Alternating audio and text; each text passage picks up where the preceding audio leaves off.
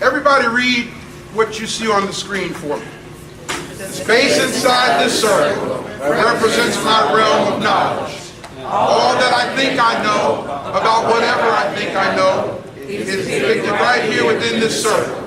I must keep in mind that there's more to know than what is within the circumference of my awareness. Did y'all grab that? Yes. I start all of my lectures off with this. And the reason why I do that, brothers and sisters, is simply because I am a teacher. Did y'all hear what I said? Yes. Now, what does that mean? That means that when I stand up to talk, I am going to say something that you don't already know. Because if I only say what you already know, then I'm not teaching you anything. Got me? Now the problem is, we have all been programmed to immediately reject what we hear that is not inside our circle of awareness. You follow what I'm saying? So, that's the reason for this. Because I know I'm going to say some stuff, and when I get ready to say something that I know is outside of your circumference of awareness, I'm going to say, hold that circle up. Hold that circle up. All right, so that it kind of prepares you for what I'm about to say that you don't like. Like there is no Jesus. You see what I'm saying? See? Okay. And I know it's a little hard to digest, but as we get through this today, I hope you'll understand a little bit better. Moving on, why do I stand up and do what I do? Why? The whole reason why I get out the bed every day, the whole reason why I go on the air and talk to people all over the world every day, it's my life, is so that I can begin the process of undoing or reversing ideas and concepts that have been what? Programmed. That's an important word. Yes. Programmed into the minds of our people by what? The religious statements and what else? Church doctrines that have caused us to adopt a belief system that is what? Resulted in our loss of contact with what is real, factual, historical, and spiritual. Do y'all grab this? Yes. I want you to understand why Brother Ray is here. Okay, I'm not here to impress you. I'm here to do exactly that. I want to say something today that will really begin the process of undoing the programming. The programming that got us messed up. The programming that literally has disconnected us from reality. Okay? I got an email. I sent out an email blast just a couple of days ago. I was up to about 3 o'clock in the morning writing this thing. A young lady asked me to prove to her, she's been listening to Black Liberation Radio lately, she asked me to prove to her that Jesus never existed, or that Moses never existed. See? And I sent this long email back trying to explain to her it is impossible to prove the non-existence of a thing. Think for me for a moment.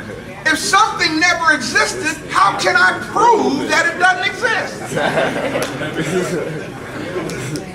So I told her, I said, let me reverse the challenge. Prove to me that they did exist. And I will pay all of your living expenses for the rest of your life. You see? That's what we should be. And I asked her, I said, you're asking me to prove to you that there was no Adam, there was no Eve, there was no Noah, you're asking me to prove this to you. Did you ask your original teachers who taught you this to prove to you then that they existed? No. The answer is no. I didn't do it. I was raised with a belief system. I was raised in a belief system. And I accepted it, I digested it, without ever verifying the existence of anybody I had been taught about. Can I get a witness? If you would be honest with me, you'd have to say, well, he is telling the truth now. Telling the He's truth. telling the truth, because that is right. We didn't stop to ask for proof.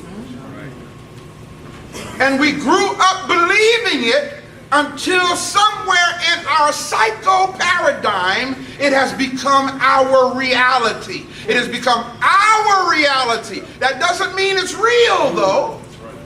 It simply means it's our reality.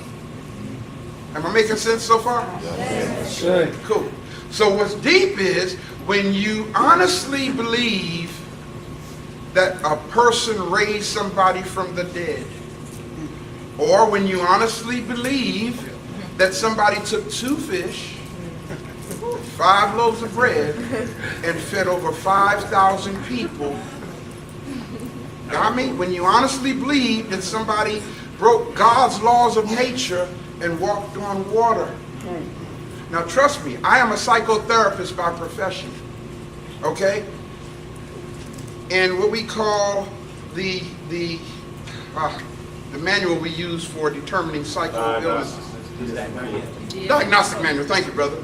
Okay, in there's a code that means if you believe something that is not in the context of fact and reality, you have a mental disorder. That's right. For example, if you believe that Rudolph the Red-Nosed Reindeer had a very shiny nose, and if you ever saw it, you wouldn't even say it glowed. If you believe that, as an adult, something's wrong. You follow me? Because that's not with fact, real, and reality. It's not historical. Okay? Religion has done that to us. It has us believing stuff that's got us messed up as a people. Now y'all see why I have security. Now I know that's funny, but Captain will bear witness to what I'm saying. Brother's been with me for a long time. Preachers are the ones who have threatened me. Y'all hear what I'm saying? Pastors are the ones who have said, we're going to stop you by any means necessary. And the only thing I've asked them to do is invalidate what I've said. I ain't selling drugs, man. I'm not a drug dealer. But they are. You're a drug dealer. Right? They're selling a drug called religion. Right. See? I'm not messing with nobody's child like some of them are. You see? I'm just trying to tell the truth. Exactly. So why do you, National Baptist Convention, want to shut me down?